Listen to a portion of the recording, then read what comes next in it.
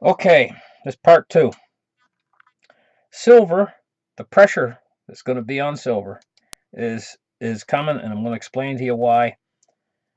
The hyperinflation is going to drive the pressure. Now, just think if you were a person and you were out there and you had a lot of cash that you had been hoarding through the period of, I've explained the period of deflation before, and we've been suffering through deflation, but it might get worse. It might get worse. And that just makes them save all the more. That just makes them save cash when you get a deflation. So if the deflation gets worse, it's just going to make them save cash even more than they're saving it now. And they've been saving it through a very mild deflationary period since 2008 till now. There's been no economic recovery. We've been suffering through very mild deflation, almost like a depression. They don't even call it a recession, but it's worse than a recession. It's got the earmarks of depression since 2008. And this deflationary period was getting ready to moderate.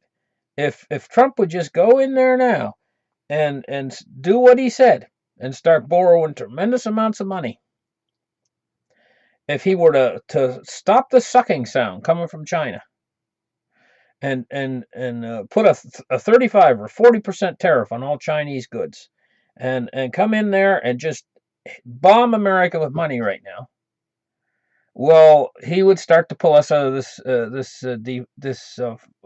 deflationary funk that we've been in, where the economy's just been bottom bouncing. He would send her up and she'd start to go up. She wanted to go up. That's why the stock market's been going up. That's why things have been going up.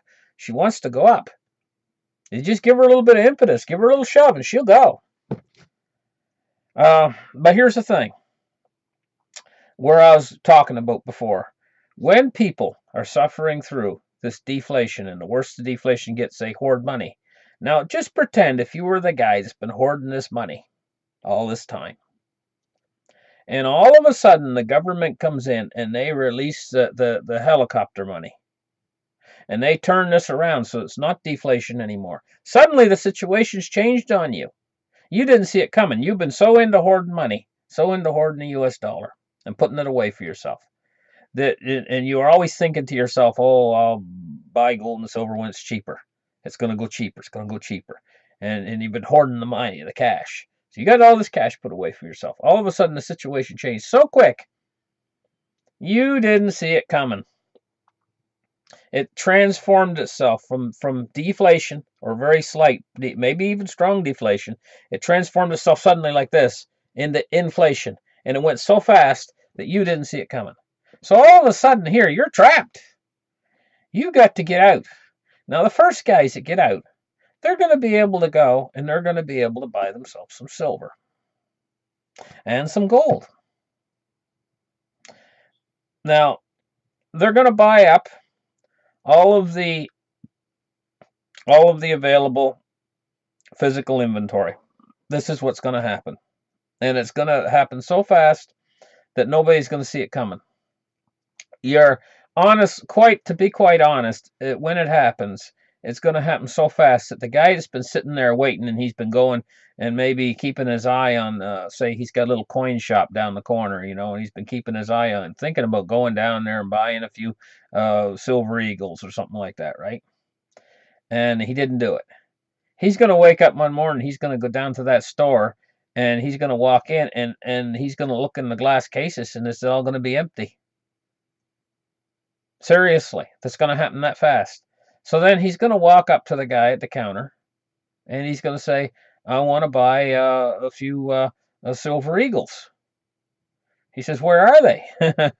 Guy says, well, he says, they're all sold. Sold all my inventory, everything. Guy says, you must have something in back. You must have some junk silver or something in back. Something. He says, I'll even buy silverware. He says, no, we sold it all. He says, I got good news for you. He says, we are taking pre-orders on a bunch of new 2018 Silver Eagles are coming in, the new 2018s, and we're taking pre-orders on them. Okay, so you can order some, The guy says, how many can I order? And well, he says, we're limiting it to 100 per person. You can order 100. He says, well, how much are they? And the guy quotes him a price, and the guy's mouth dropped open like, how much? They were only whatever the price was, say $26 last week. The guy says, and now they're what?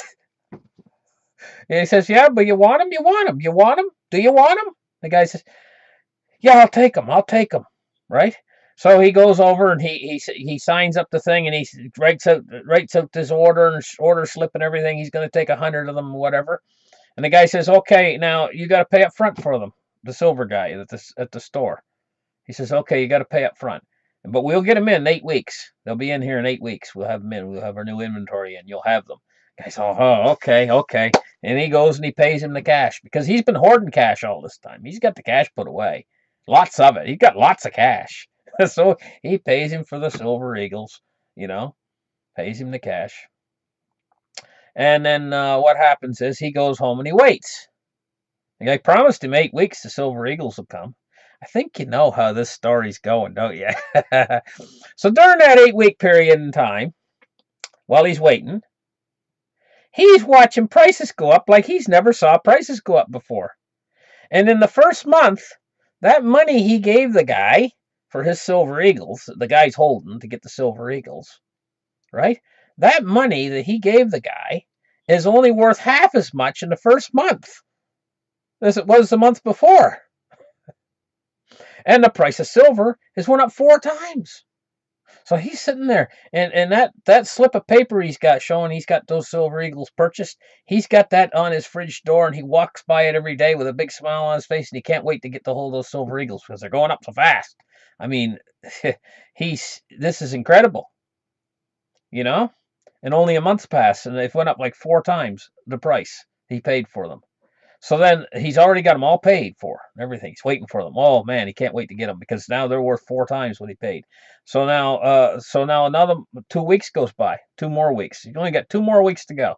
2 weeks goes by, and it does it again. It doubles again, and that means his cash is only worth half as much as it was worth 2 weeks earlier. So now his cash is only worth just a very tiny fraction of what the silver eagles are worth. They're worth like this, and now the cash he paid for them is only worth like this, right? So the 7th week goes by, and it doubles again. In only a week this time. See? So I mean, this guy's getting excited now. Oh man, his silver eagles are worth a fortune. So the 8th week comes, and before the 8 weeks gets there, it's doubled twice more. Unbelievable.